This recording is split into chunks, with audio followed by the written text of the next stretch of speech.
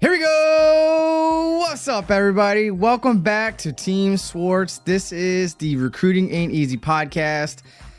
My name is Lewis, and for those of you that don't know who I am, by day, I am a full-time recruiter for the New York Army National Guard, but this disclaimer is this is a personal page. I do not represent the DoD, the United States Army, the Army National Guard, or any other government entity. All right, I represent myself. I'll be expressing my own experience, knowledge, and everything all included with that. So with that being said, if you're new here, let me know what state you're tuning in from. Good luck at MEPS. Good luck at basic training. I appreciate y'all. In typical Team SWARTZ fashion, I go through the oldest comment, working my way up to the latest and greatest comment. So I appreciate you guys tuning in. What I do here on Team SWARTZ is I help thousands of people across this great country navigating the joining process for the United States Army, the Army Reserve, and the Army National Guard, helping you make better, more well-informed decisions for your reasons and your reasons alone. Okay. And I also talk about Army basic training because I have over about 24 years of service in all, over 20 years in recruiting, and I am drill sergeant qualified. I have a wealth of knowledge. I have enough humility to let you know that I don't know certain things. So when you do ask me a question I don't know, I know the right people at the right locations to be able to get you a authentic, genuine, and most importantly, an accurate response to your question or concern. All right. With that being said, if you do have a personal question, or if I don't get to you tonight, you can always direct message me on Instagram at Team SWARTZ. I'm posting the link down below, or you can shoot me an email, which is not my preferred method. Instagram is my preferred method for sending me direct messages. Sometimes I miss emails, but with that being said, I have like OCD, not medically diagnosed or anything, but I have OCD when I have notifications on my social platforms. So with that being said, I appreciate you coming in. And it sounds like my 2-year-old daughter is going to be making her presence tonight. Maybe she sneaks out of the bedroom. So I apologize if she interrupts us. But who is excited about Superman's trailer that is posting tomorrow? I have mixed feelings on what my expectations are, but I am a diehard Superman fan, so I'll take whatever I can get. I wish Henry Cavill continued the torch, but hey, you know what? It is what it is, and we just roll with the punches. You know what I'm saying? And if I don't speak to you next week, I want to say to you tonight, happy holidays. If you don't celebrate, I, as a Christian, celebrate Christmas. So Merry Christmas to you. I appreciate you as always. And before we get started, if I do get a super chat for whatever reason, when I'm done delivering my point, I will skip everyone, go scroll down to the bottom, and I will display their comment on the screen, give them the appreciation they deserve, and directly address their questions and concerns from there. So I appreciate you all. We're about to begin in 3, 2, 1.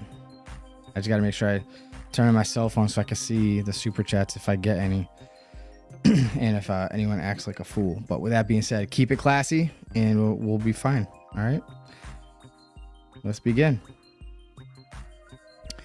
Hope everyone is doing well. Every day is a good day when you wake up. Cool. All right, so we got Luis Rodriguez with the first comment of the evening, coming in with the hashtag Team SWARTZ. Appreciate you, buddy. Thank you very much.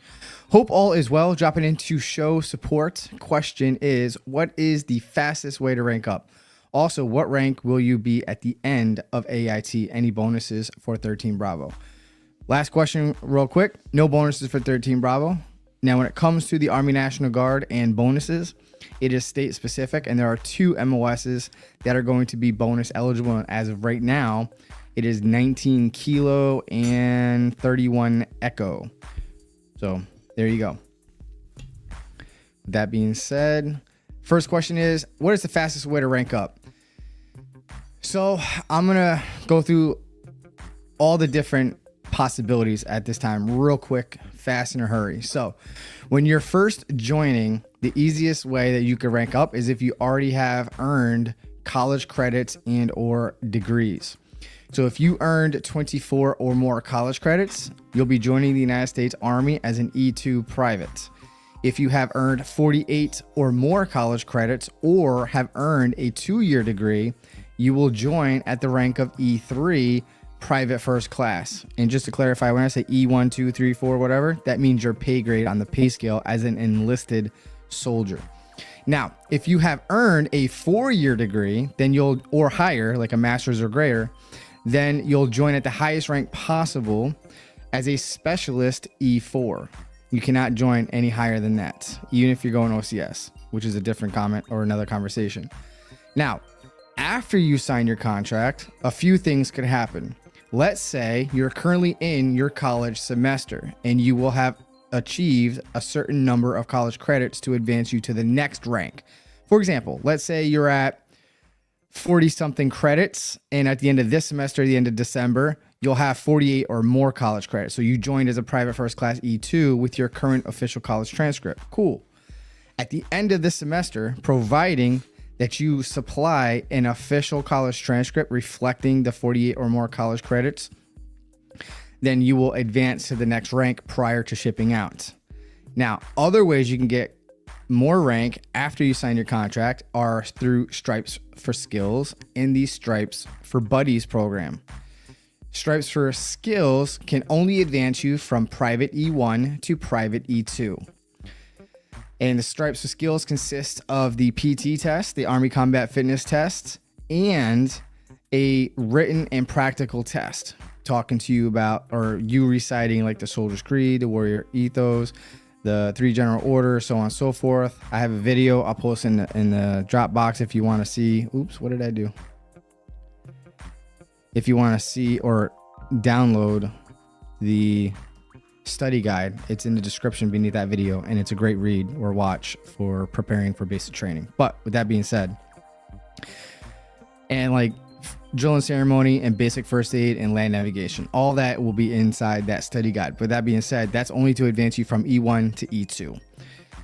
To the other program is the Stripes for Buddies program. Okay, Stripes for Buddies can advance you from E1 through E4. So for example, let's say rock bottom like me, fuzzy wuzzy, E1, you join straight out of high school, whatever. You refer one person, that'll advance you to E2. You refer a second person, you go to E3, and then you refer the fourth person or the third person, and you get advanced to the rank of E4 specialist. So 3 individuals as an E1 will advance you to specialist E4, which is valued almost over $600 extra a month as a part-time soldier going from E1 to E4, which I talk about in this video about the pay in the United States military. Okay, you definitely want to check that out. But since the recording of this video, we got about a 5% pay raise, and starting in January or later, it's been approved that lower enlisted E4 and below are going to get on active duty side in all a pay increase of 14.5%. What that equates to us reservists in the Guard or what have you. You'll have we'll have to check that out when that comes out. But check out the description beneath that military pay video that I posted, because I have the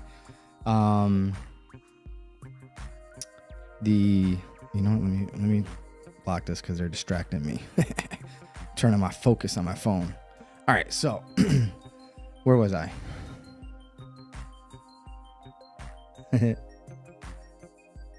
I'm having a bald moment, equivalent to a blonde moment.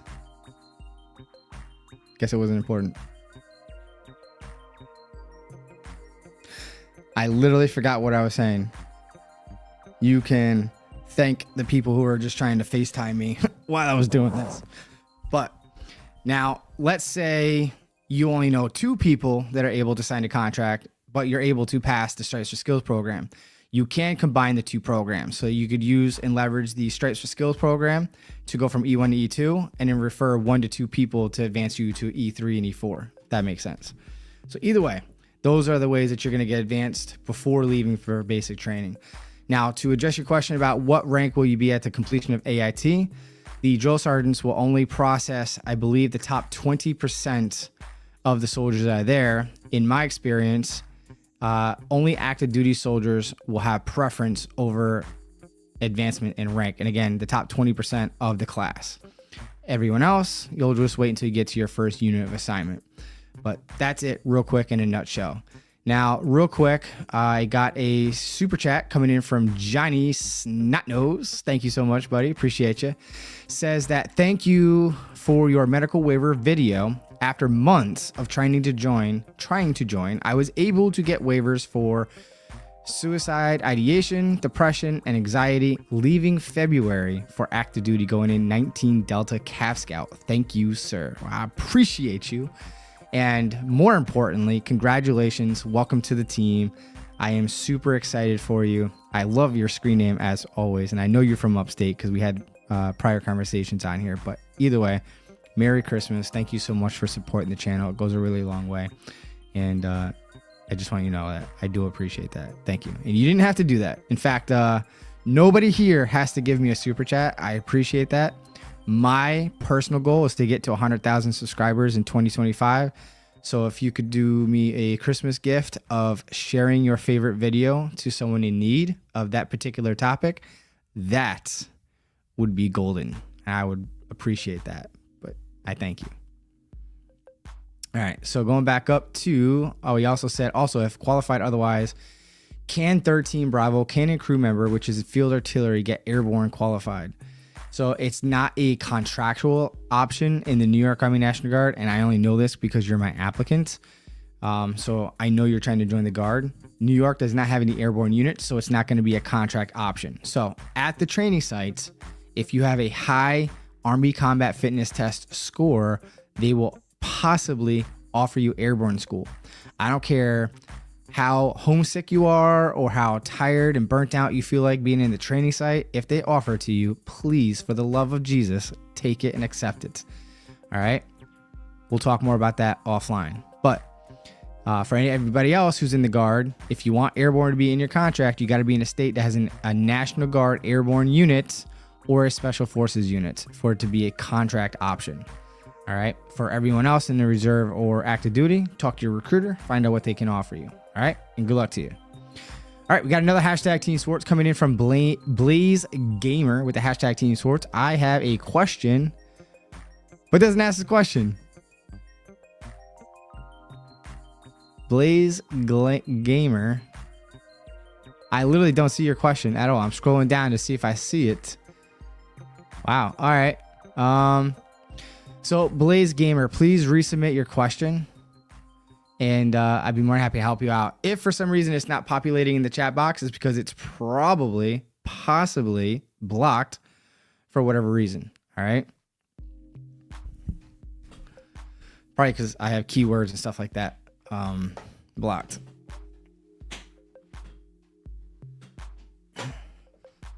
Tried to lean back like a cholo tonight, but it's not working. Fix my lighting a little bit so you can see my pretty little face. All right. Charisma Widebrook says, hello, how do you do? We got Kick Clips with the hashtag Team Swartz. Hope you are well. I am. Thank you so much for asking or stating that. JG, how hard is a polygraph for a Tri-1 contract for Special Forces? Honestly, I've never been through a polygraph, so my best advice to you is don't lie, and you won't have a problem with that. You know what I'm saying? You don't have to worry about if it pops up as lying. So just be honest, you know? A lot of times I hear stories of people that have failed polygraphs, and if they had just been honest, they probably would have been hired because they were honest and forthright with their responses, even if it's something that is negative. I'll use my godmother, for example. She applied to the North Carolina State Police, and in New York, we don't have a no-fault divorce, so you have to choose one of the random selections that we had at the time. Long story short, they chose that one was with, I forgot what it's called, but like withholding sex or something like that. And during the polygraph, she said that it was a mutual agreement between the two of them, when in reality, when you file for a court or for divorce here in New York, because of the no-fault divorce court, she chose the other option. And because she said that, which conflicted with what she had submitted to file for divorce, they allegedly didn't hire her because of that. But anyway, just be honest. All right. And yeah, so good luck to you. Charisma also says, I am new and I am from, so M-O, is that Missouri? I want to say that's Missouri. Is that Missouri? Let me know. Vinny D says, sup, dog? Or actually, you said, sup, big dog. Appreciate that. Thank you. Oh, hang on. I'm going to come back to you, Ilian. I got another super chat coming in from Dartham1. Appreciate. Wow, that's a big one. Thank you. Appreciate it. You really didn't have to do that. But I appreciate it. He also said, I said he, but this person also says, I don't care if you stole a paperclip. Be honest about it. There you go. But I appreciate you nonetheless. And thank you for supporting the channel. Have a Merry Christmas and stay blessed. Let's see. Oop, oh, wrong one. Here we go. Elian Chacon. I probably jacked up that name, but appreciate you nonetheless. It says hashtag Team Swartz. I am from Nevada. I want to be an Army Ranger medic. My recruiter is telling me to go 68 whiskey, option 4, and to volunteer at AIT for airborne. But people say how if it isn't written, it won't happen. So your friends are right? So if you are promised a specific thing and it's not on paper, then you're not going to get it. What your recruiter is saying is, or maybe they're not being 100 with you. What they're saying is they can't give you Army medic, or I'm sorry, Ranger medic, but I can get you combat medic. I'm not sure what option 4 is. Let me see if my phone will let me know. What is option 4 when joining the U.S. Army? Question mark. Probably saying, why is he using ChatGPT to figure this out? Because I'm not an active duty recruiter. We don't have options like that. So bear with me. All right, so option 4 is when joining the United States Army, the United States Army Airborne Enlistment option. This option guarantees airborne training known as jump school for the recruits. Oh, okay. Well, now you just taught me something because I looked it up. All right, good stuff. So they're going to give you airborne and 68 or combat medic. And yes, if, and I say and stress in quotations, if they have any available airborne slots while you're in AIT, as previously described earlier in the stream, then yes, do not throw that opportunity over your shoulder. That's when you need to give them the North and South. Sign me up, put me in, coach. I want to go there. I want to be in there like swimwear. All right. But if airborne or option 4 is not in your contract, then it's not guaranteed that you're going to go. And it's not guaranteed that you're going to get offered that in AIT. What will make it competitive for you is if you have one of the highest Army Combat Fitness Test scores, because that's pretty much one of their things that they gauge on who they're going to offer it to or give first dibs to while at the training site. It is going to be up to your unit once you get to the unit level to possibly go. And I'm not sure if you're going guard, reserve, or active duty, but it sounds like you're going active duty because you said option 4 or possibly reserve. Nonetheless, 68 whiskey combat medic is a good MOS, all right? It is a good one. And if you do get option 4 at time of enlistment, awesome. More power to you. All right, so we got Big Pen.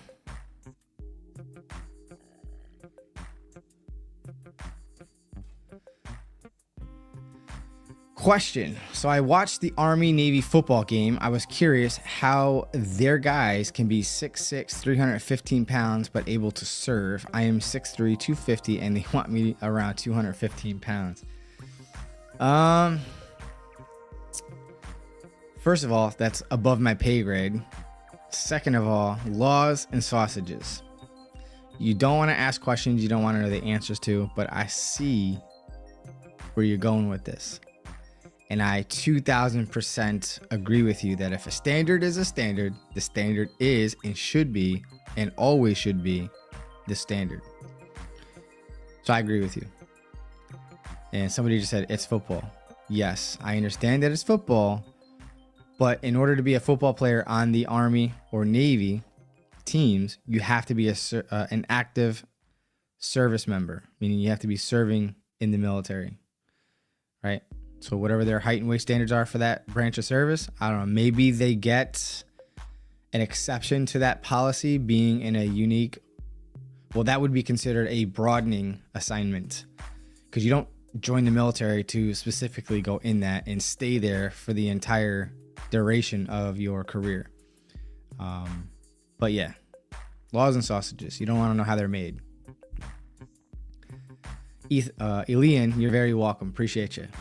Anthony Ramirez says, before AIT is over and I have dependents and married, would I get my house situated before I get my family and plan on living on base? All right. So the way it works is, well, it could work a couple of ways, but the typical way is once you graduate from AIT, if you don't have hometown recruiting assistant program and it's not coordinated before that with your recruiter or whatever the case may be, what normally happens, if you don't know what HRAP is hometown recruiting assistant program, where you can go back to your hometown for up to 7 to 10 days to work with your local recruiters, and spend some additional quality time with your friends and your family in the evenings when you're not working with your recruiters.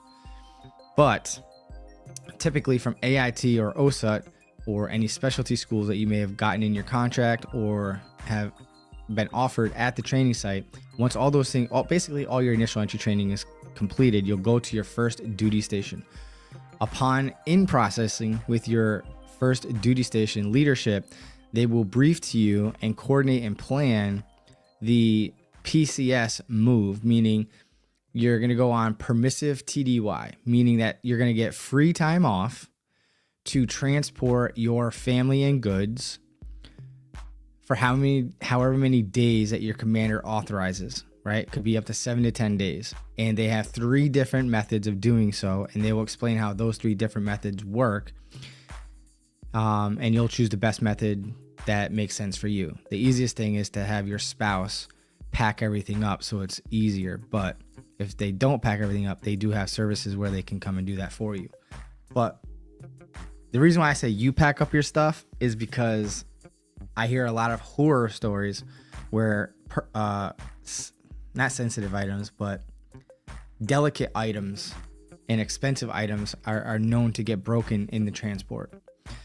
So I would definitely pre-pack your delicate items prior to the move. But yeah, so that's how it works. And you can tack on additional leave time or paid vacation time that you've earned between the time that you were at basic training at AIT or OSUT, to add to that permissive TDY, that free time off. So the move of your family and goods is free, and the time to do so is free. You won't be charged for your leave days, except for the additional leave days that you haven't earned that you tack onto it, if that makes sense. Hopefully I didn't just confuse you with all that, but good luck to you. JG says, Arizona, prior service, 74 Delta for the 98th Signal Battalion, Bravo Company from October of 2007 to May of 2020, working on getting back in civilian life as a reservist was cool, but I hate full-time civilian life. No, I felt that. I feel you. The reason why I say that is because, long story short, I joined the Guard, obviously, which is part-time. So I came back, I was doing my civilian thing, doing my drill weekends. Long story short, I went on the Homeland Security mission here in New York City, did that for about a year. And I was like, you know what? I'm tired of this. I'm going back to my civilian life. I went back for barely 3 months, and I just could not stand working with civilians. They just got on my nerves, making BS excuses to why they can't come into work. Literally, anyway. But yeah, then I went back on the Homeland Security mission for another year and a half before I volunteered to become a recruiter back in 2004, and I've been recruiting ever since. I just love being full-time. But I agree with you. Civilian life sucks. The Gaming Panda says, how much does weed affect joining? I've stopped smoking before I go in for the New Year's. I will be 2 weeks. Will they care or a lot or no? So although it may be legal in your state, and if it's illegal, then it's illegal. But regardless if it's legal in your state or not, it's not federally legal. So it is a big deal. Now, the recruiters will sit down and talk to you, give you the practice test, maybe even the ASVAB, but do not go to medical until you are able to pass a drug test. All right. If you fail a drug test, you will be banned from retaking the drug test at MEPS for 3 to 6 months, depending on your branch of service. So yeah, don't do it. Go when do the medical. You can still go to the recruiting office before that, but don't do the medical until you know you can pass that drug test. Dartham says, thanks, Sergeant Swartz. Back to basic training at 50 years old. Thanks for all your advice and your videos. Help me. Hang on. Dartham, are you prior service? Let me know. I'm going to pay attention to my phone down here. Appreciate that. Or did you get an age waiver as a non-prior service soldier or applicant? Tico Montez says, hashtag Team Swartz. Appreciate you. Thank you very much. We got Michael Duncan here. Ooh, aloha from, I don't even know how to pronounce that, from Hawaii, but just down, showing love. Happy holidays to you. Appreciate you. Thank you very much, Michael. And if you're still here, thank you for tuning in and showing support. And welcome back. It's been a while. JG also says, who's the best contact for a Tri-1 contract for Special Forces with the Guard? I am prior service, 12 years and some change. All right, JG, I'm going to be 100 with you. Oh, prior service. Okay, cool. Hang on. Oh, okay, yeah, age waiver, because you're not going to have... So, Dartham, you need an age waiver because you're not going to have 20 years of service by age 62. Is that correct? But back to you, JG. When it comes to Special Forces, to do a Tri-1, maybe for a regular enlistment, if you're already MOS qualified. If you're trying to go Special Forces and do a Tri-1, I should have saw this earlier, and I apologize for not seeing it until just now.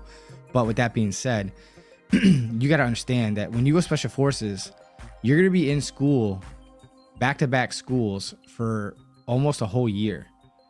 So there's no way that they're going to approve you to go Special Forces for 1 year and basically finish all your training. Like, all right, well, hey, it's been awesome investing thousands and thousands of dollars to get you qualified, but all right, go back to your civilian life, have a good time. No, they're not going to do that.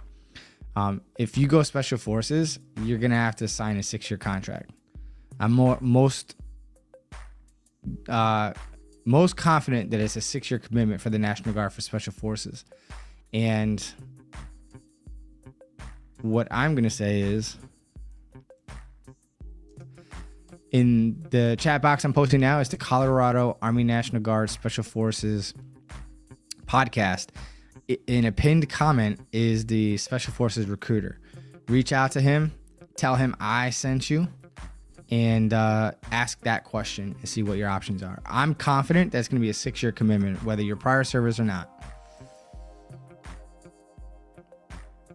But good luck to you. I appreciate you. Michael Duncan also says, actually, I do have a question. Loved the joint video with Sergeant. Oh, okay. Bernardo. Right. Erica Burney, you mean? Yep. Sergeant Burney. Oh, yeah. Okay. Burney, yeah, with a Y. Okay. What is the best way to contact her for recruitment? In fact,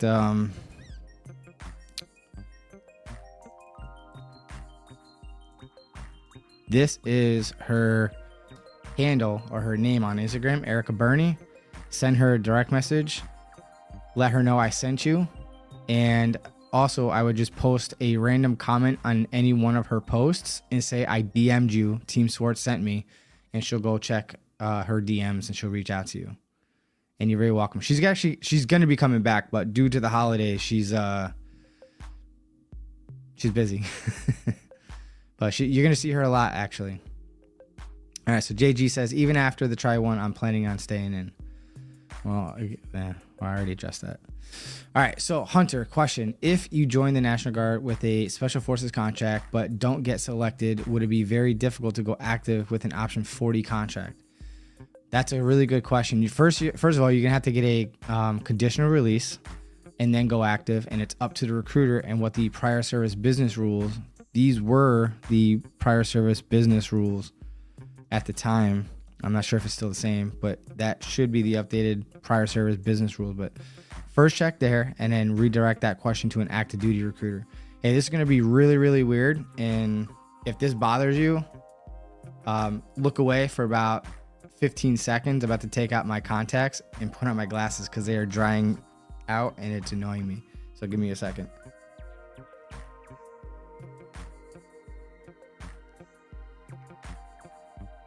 Sorry about that. Back to the show. All right, so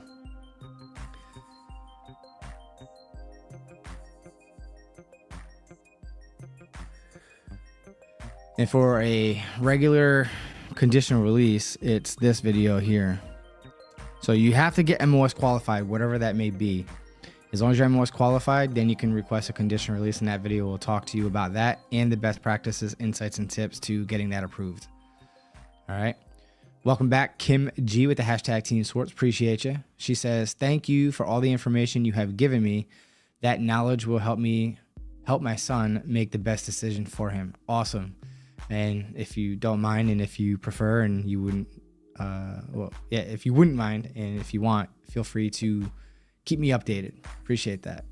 And happy to help as always. All right, so Hope Hill says, I am thinking about joining. I need to get more in shape though first. Not necessarily.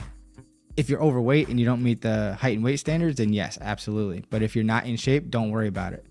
Watch this video here and how to prepare for basic training. I also talk about my tips and insights and what you should focus on before shipping out to basic training, with free workout programs and resources down in the description for you to check out, download, and utilize to help you reach your goals. And honestly, like, you could literally be a couch potato and graduate basic training. So you'll be fine. Trust me. I'm Joe Sargent qualified. Blaze Gamer also says, oh, here it is. Here's his question. What is the best age to join the Army to enlist? But I have depression and anxiety, also from Bronx, New York. So 2 questions, maybe 3. Blaze Gamer, are you looking to go active, reserve, or guard? And with these diagnoses of depression and anxiety, are you currently on or ever been on medication? And if you're off of medication, how long have you been off of medication and stable, not requiring medication? And you need to watch this video here. And then based on your response, I will give you more insights. Tico Montez says, happy holidays, everyone. Happy holidays to you as well. Dartham says, I don't care if you stole. Oh, yeah. Kim says, yes, it is. Zura says, hashtag Team Swartz. Appreciate that. Thank you very much. Hey, I am new here, but I have a question. All right, cool. I appreciate you. First of all, thank you for tuning in. And I'd be more than happy to answer your question. Just shoot it in the chat box, and I got you. Say less, fam. Scotty Peepin says, I discovered your videos on accident. Was it really? Was it really? Or it was meant to be. I think it was more meant to be. You landed here for a reason, and I got you. Been watching most of them. You have calmed me. All right, that's my goal. That's what I strive to do. I shipped out on 21 January as an E3 25 Bravo, which is an information technology specialist in the signal world for basic. And any points on how? Oh, you're leaving this January, rather. Okay, I thought you meant you left back like about a year ago. Any points on life as this MOS? Are you going active duty? So I'll put it to you this way. When you're joining the military, it's like when you're full-time in the military, it's like a regular 9-to-5 job in a support MOS like 25 Bravo. It's like a regular 9-to-5 job with mandatory physical fitness training at usually 6 a.m. in the morning, 0600 for you new soldiers. And you wear the Army uniform.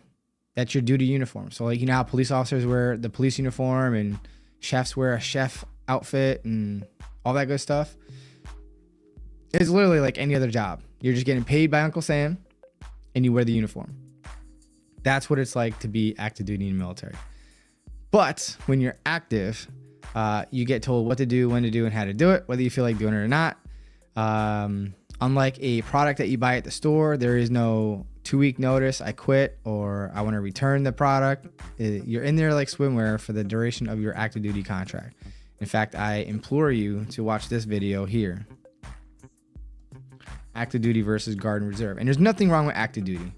There's nothing wrong with active duty. I think it's a great option if that's what you're looking for. And I don't want to sway you away from going active duty if that's what you truly want. Just know what you're getting into. Make an informed decision. Do your research. Another good video to check out is this video here, which is titled, "Don't Join the United States Army Until You Watch This Video." All right? But good luck to you. Zura also says, okay. Quick question. I have a few waivers, ADHD, suicidal stuff, and a surgery. Will I need to wait a while to get waivers signed and get through a behavioral screening? So when it comes to mental health and anxiety, these waivers are at the highest level, and they typically do take extra time to process. So depending on how busy your MEPS is, how much electronic medical records are visible in MHS Genesis, and if you have to submit these documents in person because you have to go and source them because maybe they have an incomplete picture when they're looking into your medical file, and you'll expect to do the medical exam to get permanently disqualified pending a psych consultation with a psychologist. After that psychologist consultation for 1 to 2 hours, then those records and all your previous medical records will be evaluated and weighed, and the CMO, the chief medical officer, will review everything and determine whether or not to recommend a waiver, or you're no go at the station, do not pass go, do not collect $200, or good to go, no waiver required, which you won't get. But they'll usually recommend a waiver. So I go deep dive into the how-to, the expectations, insights, and best practices and tips for those 3 things that are going to be under mental health of that video. But watch the entire video. If you have any further specific questions after watching that video, direct message me on Instagram.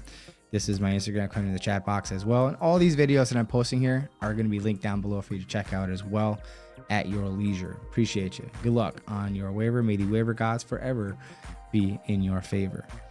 Alec McCanoche says, I want to thank you for all that you have helped me. I am with a recruiter and I could not have done it without you. I appreciate that. Thank you. And you just made my night. Appreciate that. Zura also says, and are civilians that bad to work with? All right. I don't want to say like all civilians are bad to work with. It's the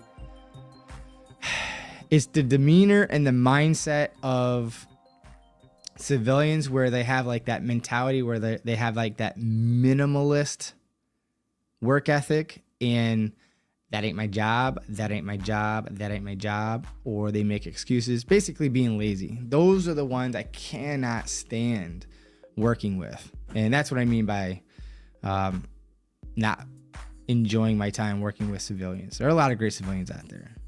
I don't hate all civilians, just the ones that fit the bill. You know what I mean? Lens Delva says, just got home earlier this morning for holiday block leave. So far, basic training ain't that bad. Thanks to you. I don't know what I did, but it's all you, buddy. And I appreciate that. And I'm glad that your initial training is going well. Thank you so much for sharing. And good luck to you when you go back to training. Have a Merry Christmas or Happy Holidays if you don't celebrate. And thank you for tuning in. Dartham says, yes, prior service and age waiver. Okay, good stuff. Correct. Okay, oh yeah, we spoke about that. JG, no, that's for SFRE. What's to know about SFRE? I'm gonna try to pay attention to my phone.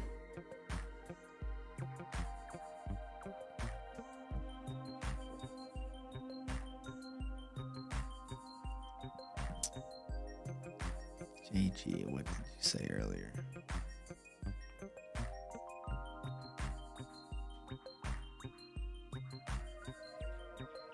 For you daddies out there and you have children, are they glued to your hip all the time? Like, my daughter doesn't want me doing anything when I'm home. She wants 1000% of my attention. JG says, who's the best contact for, for SFRE? All right, I'm unable to put 2 and 2 together, but hopefully that person that you're gonna reach out to will help you out. Patsiak says, waiver question: DUI, driving under the influence, no priors, and looks like it's going to be knocked down to a violation. What MOS would not be open off the bat for me? Thank you. Also, thank you for the informational videos. Definitely check out this video, which is which Army MOS is the best MOS. But to address your question, anything that requires a secret clearance or higher is going to preclude you from those opportunities because of this DUI. So you're gonna have to choose any MOS that does not require a secret clearance. Other than that, you're good to go. You'll be able to join. In fact, ironically, you can have 2 DUIs and get a waiver and you're good to go. But don't go and get another one. It's not Pokemon. You don't want to collect all those. You know what I'm saying? You know what I'm saying? JG says, that's if I pass and in 3 years. All right. Well, because it's specific to special forces and we don't have special forces in the state of New York, that point of contact that's in the description of that video I posted earlier, that is your subject matter expert and will definitely give you all the deets that you're looking for to your questions.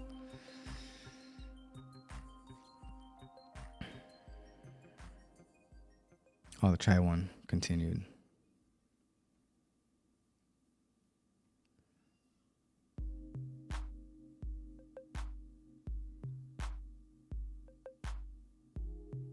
I missed it.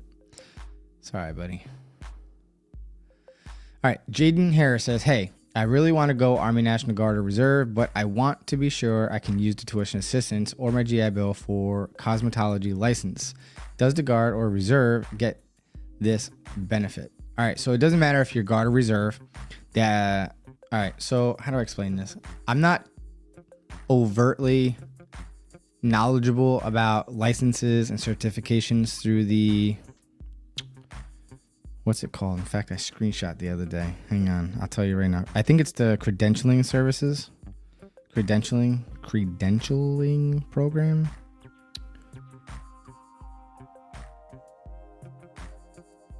Yeah, the credentialing assistance. All right, so listen up. So yeah, well, I'll probably do a short video, 3 minutes or less, because I don't want to bore you all. But some of the federal education benefits has recently changed. Some for the better, some for the not so good or not so better. But federal tuition has been increased from $4,000 per year to $4,500 per year. However, for certifications and licenses like your cosmetology license, they said that it went from $4,000 per year down to $1,000. I thought it was 2.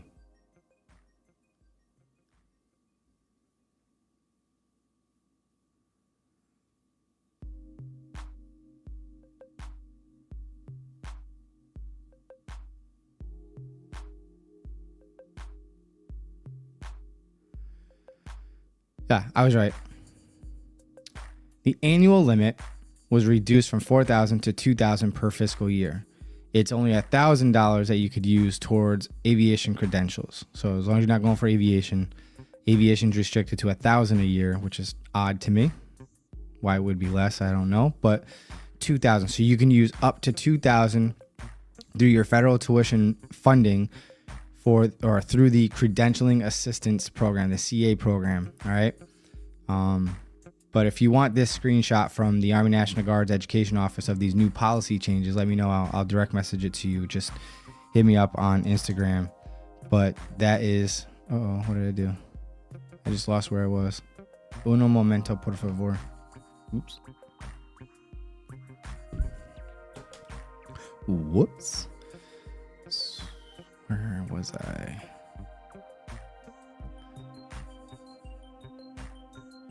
Oh, shoot, I went all the way to the beginning.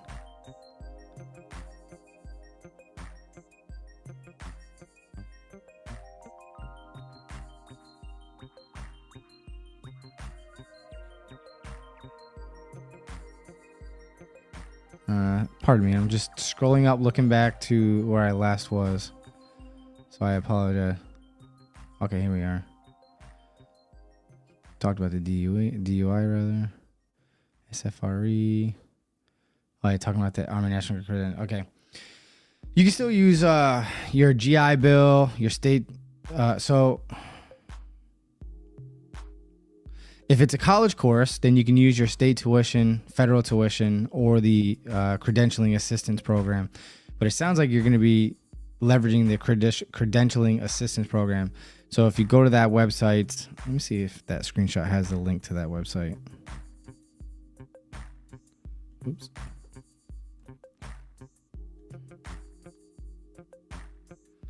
Nope.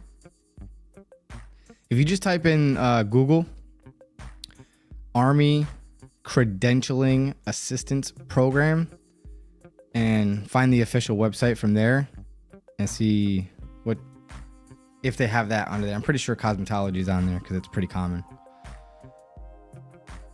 And it's going to be the same for the Guard or Reserve. But if you want to know what's different about the Guard and Reserve, I have a full video on that, where it's comparing the Guard versus Reserve. I discuss the similarities and differences and the pros and cons, and I do a very, very effective job. You can let me know how I did, but I did a pretty fair job in being fair and impartial throughout that entire video and being like devil's advocate. So what one thing may be viewed as a pro for someone, how it could be a con for somebody else. And then I talk about the education benefits. Oh shoot, what was that?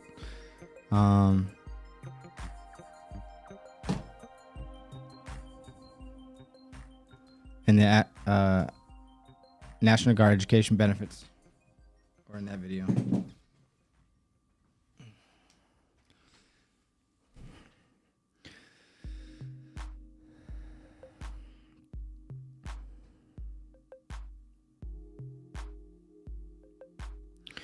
YF23, that is a good question. Something I mentioned earlier in the stream. I'm not sure if you were here.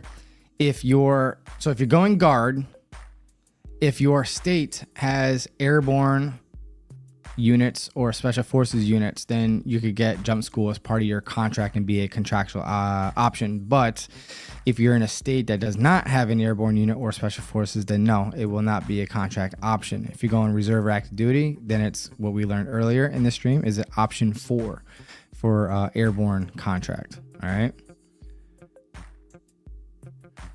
JG says, Sergeant First Class said, try one would be so I can do SFRE and SFAS, and if I pass, I would be offered a 3-year contract, but it's difficult to get a hold of him, especially since he has a very by the book approach. Not sure what you mean by that, but I mean, that seems pretty clear cut. Are you confused about that? Because it seems like you answered your own question.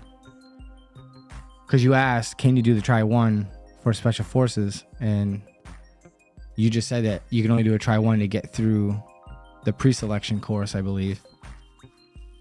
And then if you do get through the program, then you have to have a minimum of a 3-year contract, which actually a lot better than I was expecting. I was thinking it was going to be a 6-year contract, so that's good. Thanks for letting me know. Giuseppe De Rosa with the hashtag Team Swartz. Appreciate you, buddy. Hope all is well, Sergeant. Hopefully you're making an impact in your immediate sphere of influence. I'm not sure what that means. Michael Duncan says, also to comment on the Merry Christmas, I also say Happy Holidays as a Christian, but it's because I am lazy, so I don't have to say Happy New Year's and Merry Christmas. 2 birds, 1 phrase. I support it. 200%. Good to go. Outstanding.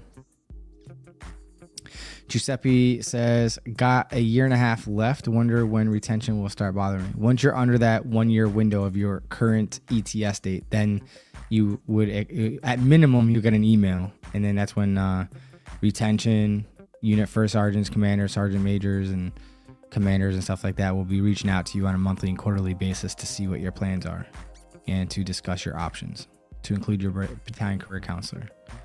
Hope Hill, you're very welcome. Appreciate you. Always hear how mental strength is the most important thing to work on before basic. Any tips on building mental resilience, exploring different philosophies? So, too much to put into the stream for tonight, but every other week at basic training, you're going to get civilians that will come in and actually teach you Army resiliency training. So being resilient is something that the Army wants you to be, because they know that being in the military and basic training and deployment and stuff like that is highly stressful. So at minimum, at unit level, you'll get it at least once a year or maybe twice a year, depending on your unit. But at minimum, once a year when you're full time. But in basic training, like I said, you'll get it once every 2 weeks. All right. Giuseppe says, Team SWARTZ doesn't make mistakes. The Army does. I wish it was like that sometimes. Michael Duncan also says, works for me, but I bet we would all benefit from your opinion. Also, sorry about the multiple messages typing on my phone and keep hitting the wrong G button. Oh, I hear that. I do that too. Now, as far as the opinion piece, as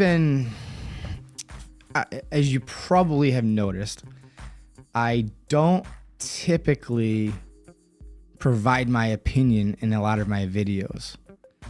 Is that genuinely something that you would like to see more of me giving my 2 cents on a particular topic? Obviously, I can't voice some opinions. Although I do have my right to freedom of speech, it is somewhat filtered as an actively serving soldier in the United States Army, as you are probably well aware of. But I'm curious to see what types of things you would like my opinion on. And that goes for anyone, not just him, because I've been toying around with that. Blaze Gamer says, question, I am on anxiety. I think you said, yes, I am on anxiety medication, planning to get off in a year. Also in the Bronx Community College. Should I stay for 2 years before going Army and trying to be active duty? All right, so when it comes to anxiety and depression medication, depending on your diagnosis, the type of medication you're on, meaning like the strength and the dosage and how long you've been on that medication, what you should expect based on what you're sharing with me is more than likely the chief medical officer, best case scenario, you'll have to wait 2 years. Worst case scenario, which is what you should expect, is going to be a minimum of a 3-year waiting period after you complete your medication and be stable, not requiring to go back on medication. And obviously with an updated psych consultation, then you could be eligible for a waiver, but not until about 2 to 3 years after you complete your medication would you be in a position to be able to even do the medical exam and be able to entertain a medical waiver. All right, so hopefully that makes sense, but watch this video so you'll fully understand. And then maybe you can make a well-informed decision on whether or not you genuinely need that medication now. That boy Lee in AIT and on holiday block leave, watching your videos helped me join. Thank you. I appreciate that. Thank you. And welcome back. Time to de-stress. Make sure you do PT though. Doesn't have to be anything major, but do at least 100 push-ups, 100 sit-ups, 100 squats every single day. Maybe plank for a minute or two and just do that every single day. And then just go out for a fun run for 2 to 3 miles at least twice, maybe 3 times a week. And that'll sustain you until you get back to the training site. Don't lose them gains, you know what I'm saying? G Egg says, what's up, SWARTZ? Does a tear in the knee disqualify me from joining? I don't know. Are you in pain? Do you need surgery?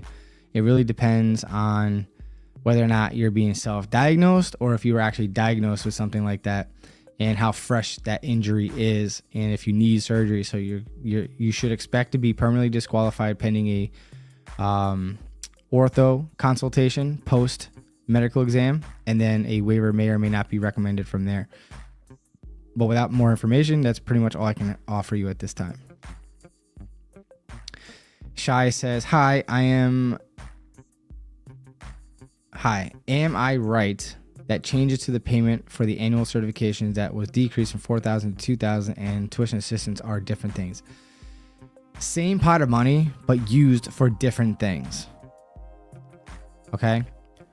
So it used to be $4,000 for both, but it was one or the other. So, for example, you couldn't use $4,000 for tuition assistance and then another $4,000 for credentialing assistance. It was one program or the other or both, but not to exceed the $4,000. So in this example, now that it's reduced to $2,000, you can use the federal tuition towards college and or towards credentialing assistance. But it caps out at $2,000. There is a limit to the credentialing assistance program. That's what they're saying. Hopefully that makes sense.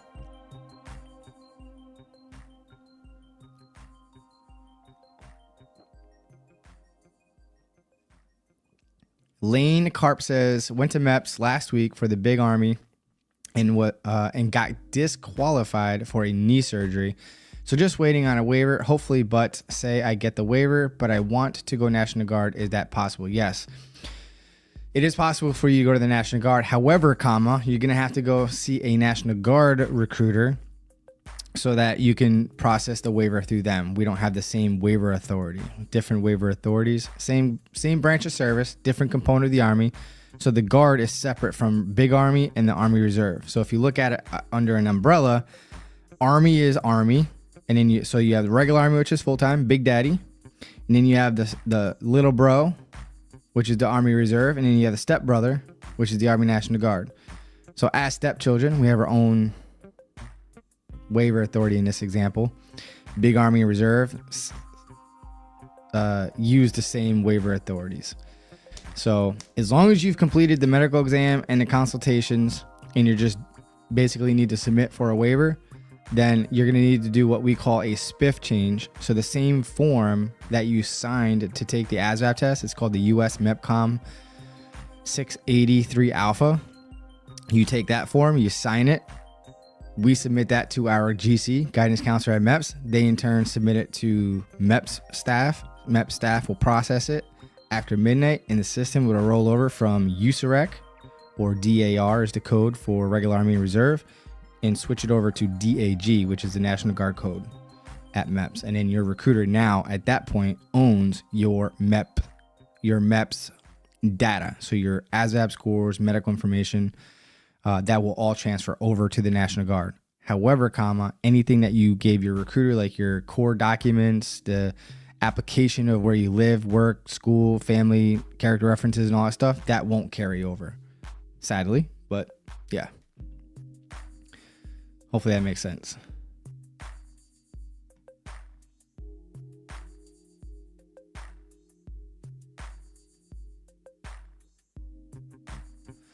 Max Root says, I want to try to enlist by March and go straight to flight school. I am not sure of your opinion on what to do as I'm going straight through or enlist and take the easier process. All right. Also says, heard going from high school to flight school is challenging. Considering that I think you have to be, if I'm not mistaken, it's been a few years since I even looked into this. So it's called the street to seat option, where it's a 100% civilian that is going to be a flight warrant officer. It's the only program that allows you to go from a civilian to a warrant officer position, and it's just for flight school. So if I'm not mistaken, I believe you have to be 21 by the time you go to flight school. I'd have to look into it. If you direct message me on Instagram, I could find out maybe tomorrow sometime if the warrant officer recruiter actually answers their daggone phone, as they say. And I have to scroll back up where you were because I lost it.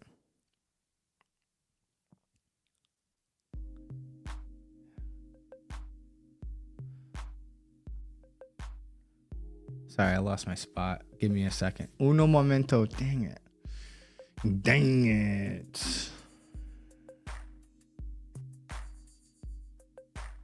Oh, here we go.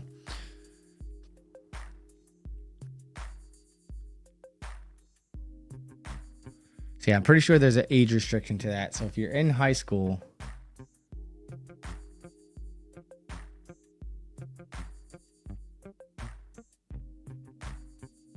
sorry, when I read that the first time, oh yeah, you did say it in the second comment. I heard going from high school to flight school is challenging. Yeah, there is an age restriction. I can't remember what the age is. You definitely have to be at minimum 18, but I want to say you have to be 20 or 21. I remember there was some sort of restriction to flight school, I think it was. But nonetheless, it's very, very challenging, and you're looking at close to a 6-month process. All right. You need a GT score of a 110 or better, must be a U.S. citizen, qualify for a secret clearance, have to pass a flight medical exam. You have to pass the SIFT test, SIFT. I'm putting that in the chat box, SIFT. So research that, use ChatGPT to find out what that is and maybe what you can study before you get there. It's a very challenging test from my understanding. For simple terms, the way it was described to me is the SIFT test is kind of like, oh no, that was the D-Lab test. Disregard, I don't know. But it's a very challenging test. And then I said you have to be a U.S. citizen, flight exam, 20/20 vision, normal color vision, obviously. Yeah. And then the boarding process is highly competitive. And just so you're tracking, if you do go to flight school to be a fluent warrant straight to seat, your minimum contract option is 10 years. Throwing that out there, just so you know, just so you're aware, your minimum contract, if you get street to seat, and if you're fortunate enough to get through the whole process and approved, 10-year contract for street to seat. Hashtag, I'm just saying. And if you fail out, guess what? You still have that 10-year contract. Hashtag, I'm just saying. Here by Jas says, I'm overweight, 5'3", 250. I really want to join. How much weight do I have to lose? This is really 5'3". That means you're on the short end of the stick. 250. How old are you? Your profile photo is so tiny. I'm gonna assume that you're probably in the lower 20s. So I'm gonna say you're gonna have to be, for normal enlistment, around 34% body fat. Now, to join the Army, we have a program. If by the time you get yourself to somewhere where it's workable, your measurements have to equate to your body fat percentage being no more than 8% over your maximum allowable body fat per your age and gender. So I'll put this here. What did I? So I have short texts that auto-populate a longer text or message. I think I called it.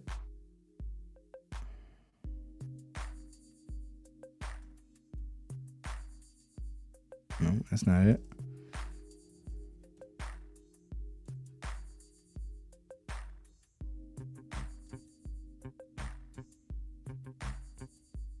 No, that's definitely not it. No, I guess I didn't do a short text. Anywho, don't focus too much on the body weight. It's your body fat percentage that matters. So as long as you're no more than 8% over your maximum allowable body fat, regardless how tall you are. So go. The calculation is. Let me double check for female.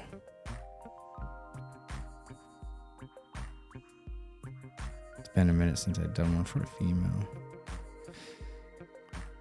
So for females, what they're looking at is your age, your weight, and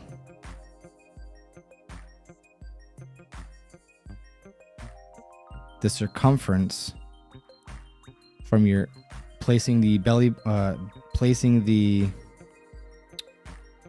measuring tape directly over your belly button, parallel to the ground, and that needs to equate to, like I said, so if 34 is your maximum allowable body fat for your age group,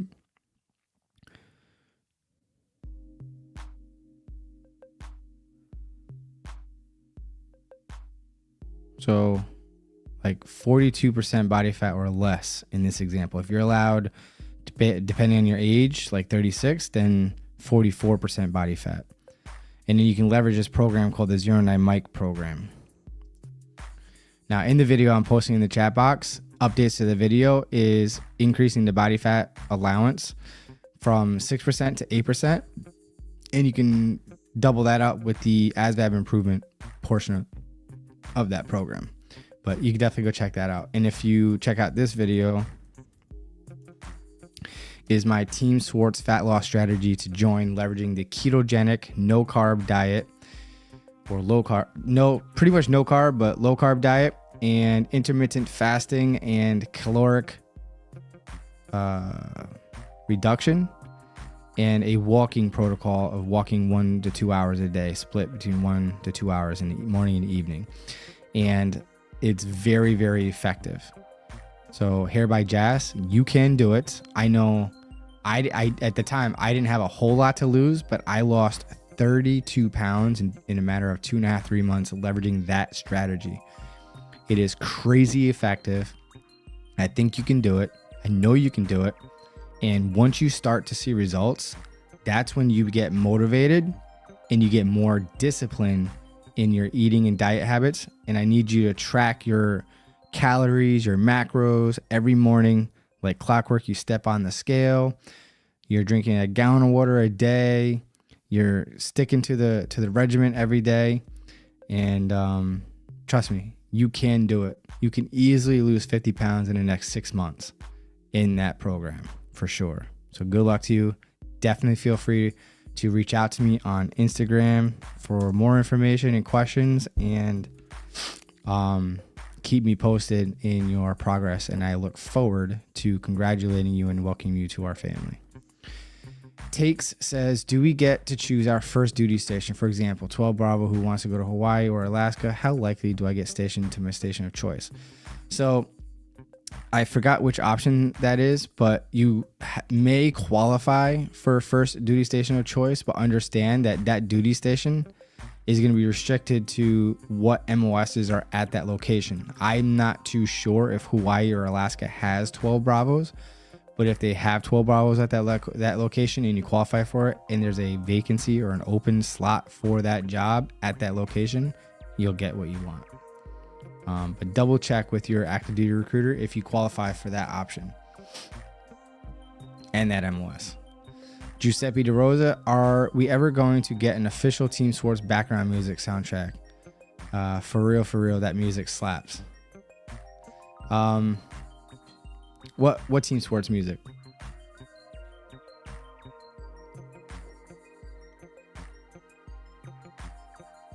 So I'm live streaming through a platform called StreamYard, and oddly, this is called, what do they call it?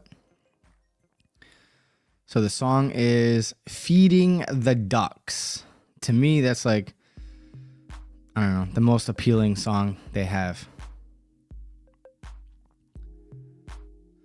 right, so now I gotta scroll up to where I last was.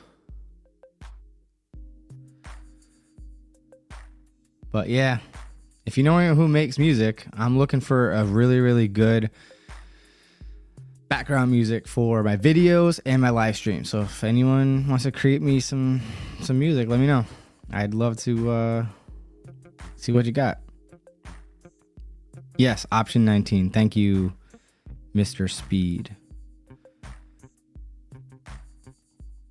I think they added $500 more to it. For the federal tuition, yes, they increased it from $4,000 to $4,500.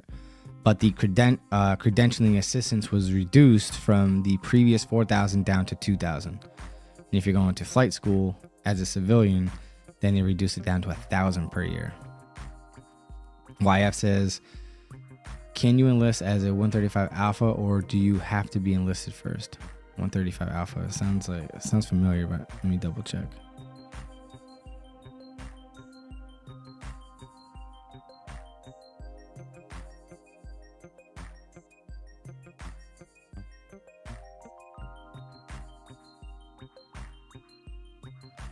Rotary wing aviator. Oh, pilot.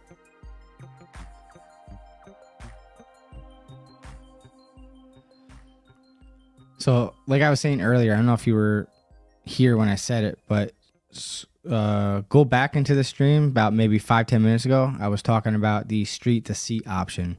That is the only way you can get 135 alpha. M. Bashir Sadhu says Army Reserves and active differences. I don't know if that's a statement or a question, but I think I get what you're asking is what is the difference between reserve and active duty, and I got you. I have a active duty versus guard and reserve video right here for you to check out. JG says don't do reserves. It's numbers to them. Do guard, more options. No comment. The guard won't BS you and tell you there's an airborne list and say you're not, or that you're on it, to find out a major used the funds to put himself on orders. Go guard. Sounds like you're speaking from experience. Giuseppe will definitely back that up, knowing his story. Alan Smith says, what's the oldest you can request airborne? I am older than 40, entering reserves next month and kind of interested. Thanks. Honestly, I'm not sure if there is an age restriction to that. I just know that you have to do a chapter 3 medical, I believe. And airborne medical means that as a male, you get the up the poop chute and check your prostate. And as long as your prostate's good to go, you're good to go.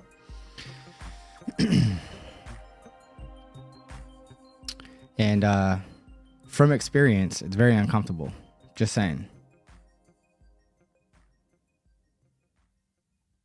Funny story for another day. JG says he wants you to test physically prior instead of enlisting.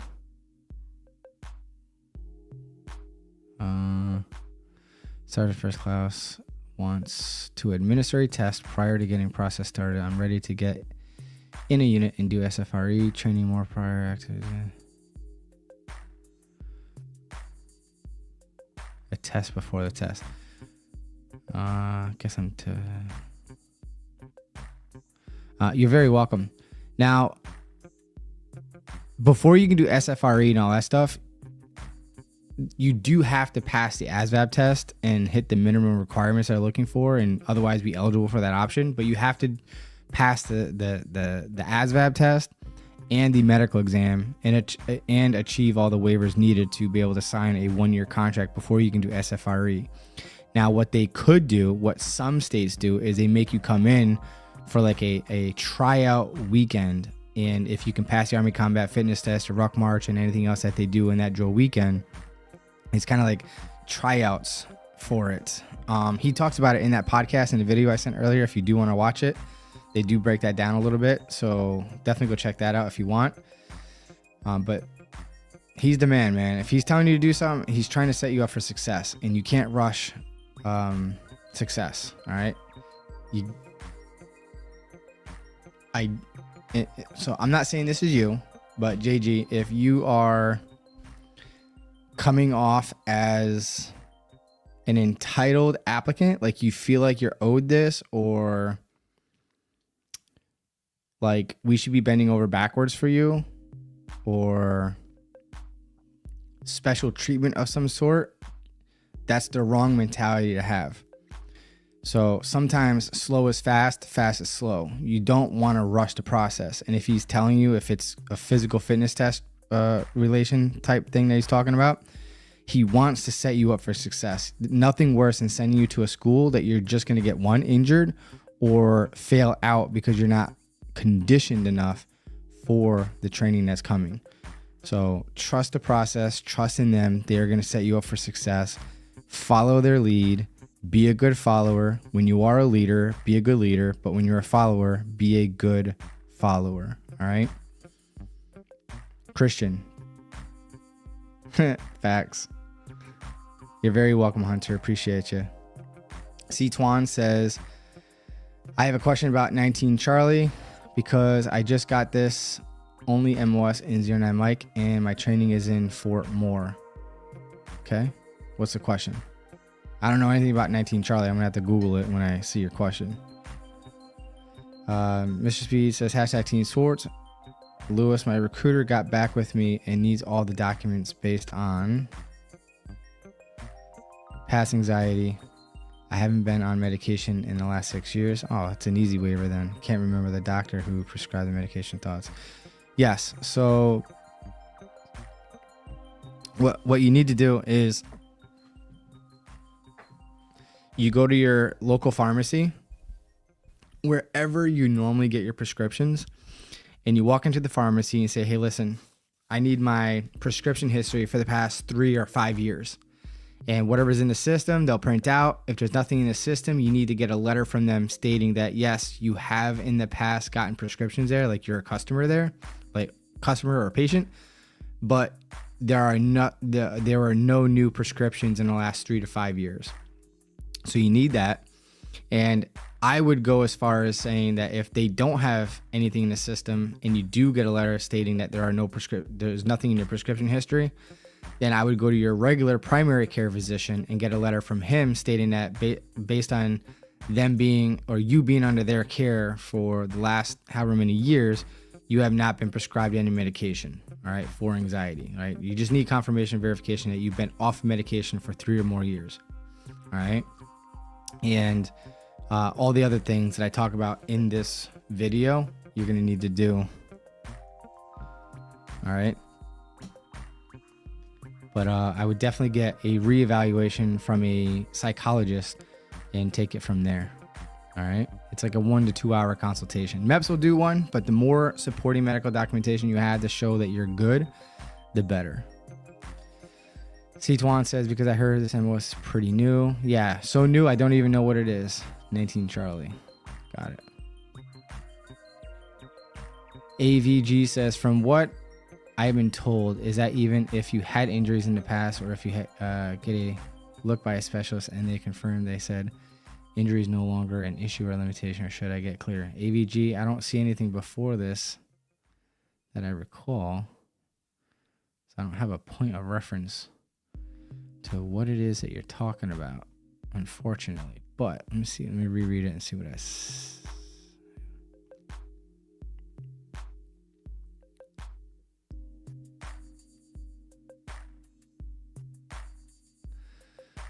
From what I've been told, is that even...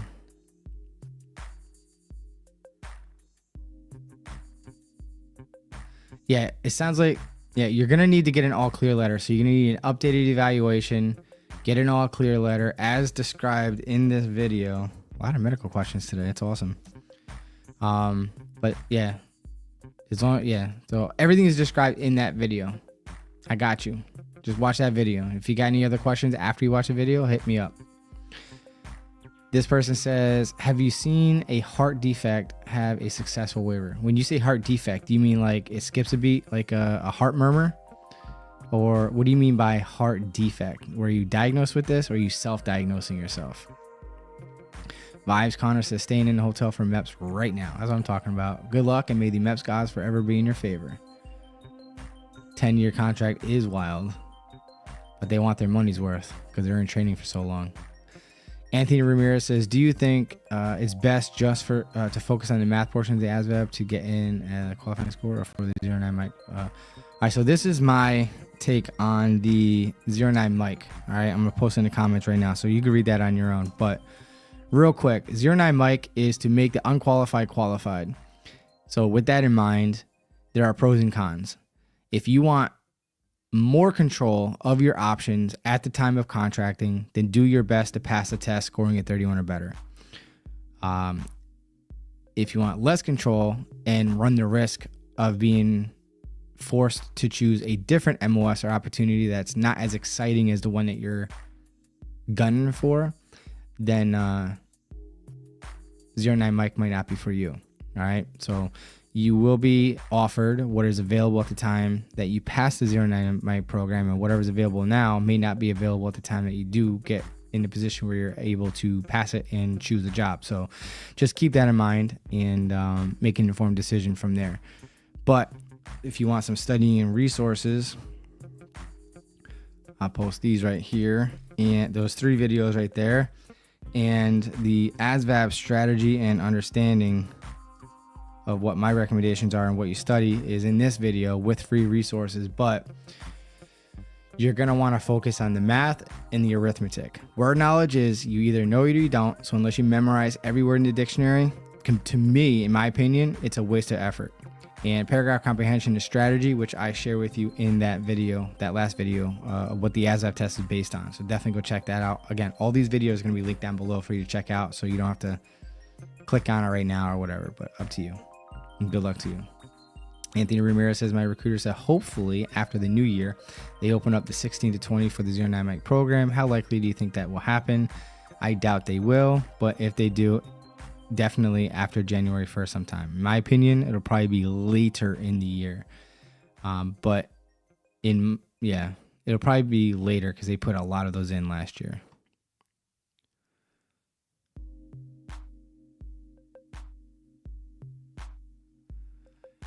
Corrupted Redemption says, I know someone who makes awesome music. I'll put you two in touch if you want. Yeah, that'd be great. Appreciate it. Thank you. Dr. Evil says that was zesty.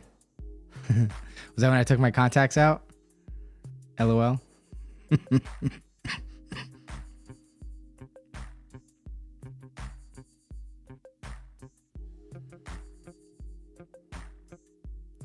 AVG says, I had an associate's in computer science, also certificates such as Microsoft Azure, CompTIA, Security Plus, CompTIA A+, no Java and Python coding. Would colorblindness completely disqualify me for 25 Bravo? Normally, yes, but with those certifications, and preferably if you do have some sort of work experience in that field, they may overlook that. So your recruiter would have to submit like a week before an exception to that policy to the schoolhouse. So I would definitely give all those certificates of those credentials that you have and have them submit that into the schoolhouse for them to review that exception and decide from there. And they could very well approve it. You never know. Short Don TV says, do soldiers get BAH in basic training? For those who are eligible for it, yes, they get BAH in basic training and AIT or OSADS. And anytime they're on active duty orders for more than 30 days. AVG says, prior service, I see is fine with glasses. PS, I see fine with glasses, contacts, no color blindness issue when I have them on, but I'm not sure if MEPS will trip. What do you mean? Like, do you have like color correction glasses and contacts? Is that what you mean? I'm really curious about that response, because on Amazon, I mean, it was Amazon, but I ordered red green correction glasses on Amazon and it just messed up my entire color vision, like 1000%. So wherever you got your color correction glasses, because I just saw that you said yes, please DM me Instagram where you got your color correction lenses or glasses or whatever the case may be, because I am really curious to see what normal colors look like, because I am red green colorblind. Tampa, Florida prescribed. Interesting. Now you got me curious. I literally want to see how bad.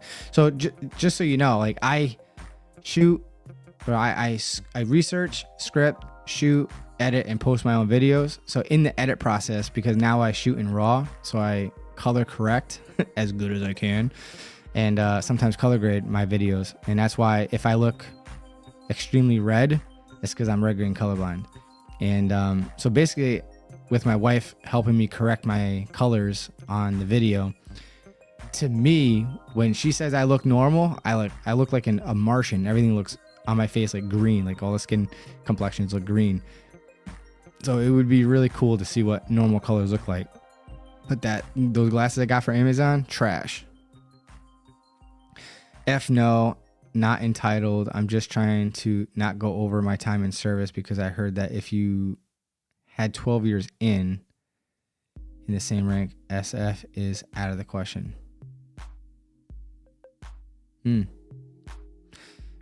I would assume that's probably more for active duty versus the guard, to be 100%. But that is a really, really good concern and question to ask Sergeant Klaus. But I would assume that that's more of an active duty thing, because I know that like for active duty, like for me, as a sergeant first class, I can only be on active duty they increase it to 28 years. After 28 years, I have to retire. But I could stay in the guard status up until I'm 60, no matter what my rank is. So I think that's more for active duty than guard. AVG says, I meant to say that injuries shouldn't be a problem if a specialist can clear you, correct? Well, a civilian doctor doesn't clear you, but they can say like you've fully recovered, and as long as you live a healthy, normal, active lifestyle, that there's reason to believe that you will have no limitations or restrictions in the future to do everything, but not limited to crawl, kneel, walk, run, sprint, jump, pick up, lift, push, or pull, even under heavy load. And when it comes to mental health, that you shouldn't fall back to that as long as you, whatever. The medical video will make sense if you watch it. JG says, honestly, trying to earn my time. I feel like the 12 years I did in the reserve were not. I feel ashamed being called a vet and not doing anything with the reserve for 12 years. I hear that.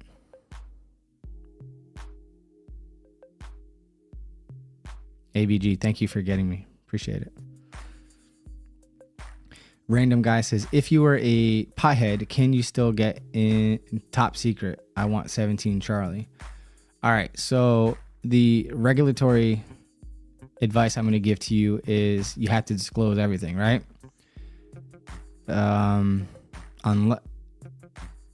Unless it's documented criminally or medically, then how would they know that you previously used any drug unless you test positive on a urinalysis? So do with that information as you see fit. All right. But 17 Charlie, that's a fire MOS.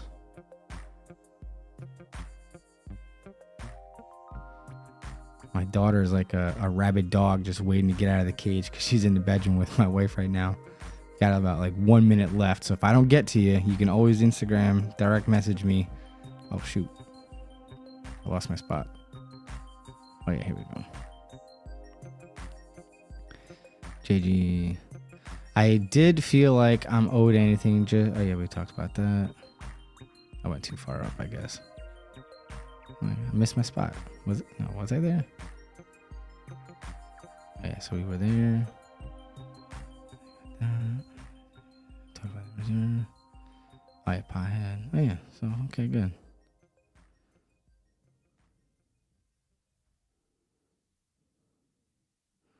Vinny says, I want to join the Guard. Are you in New York or somewhere else? But that's an excellent choice, if I may say so myself. No biasism there, if I could say so.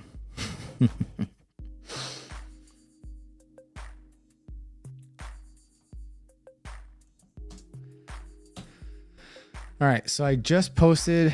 Oh, you are in New York. Sweet. So direct message me on Instagram. I just posted it there. I'll be more than happy to help you out there, Vinny, and we'll take it from there. Corrupted says, I DM'd you on IG in regards to the music thing. Former Navy boot camp dropout, medical BS. Going to try to enlist as either medic or infantry. Planning to do 4 years reclass, no question. Sweet. Perfect. Excellent plan. I support it 200%. Corrupted said, New York gang. Gang, gang. Appreciate it. All right, everybody. I appreciate y'all. See you maybe next week, but more than likely in the new year. And we have our annual training coming up in January, so there'll be at least 1 week that I won't be streaming. But with that being said, I do plan on getting into some sort of regular routine, posting 2 to 4 videos per month starting in January. So bear with me. I've been mentally out of it in a rut. But enough is enough, and I need to get back into it. I love you all. Appreciate you. Stay blessed. Be good. Have a Merry Christmas or Happy Holidays, and I'll see you in the next one. Take care. Stay blessed. Be good.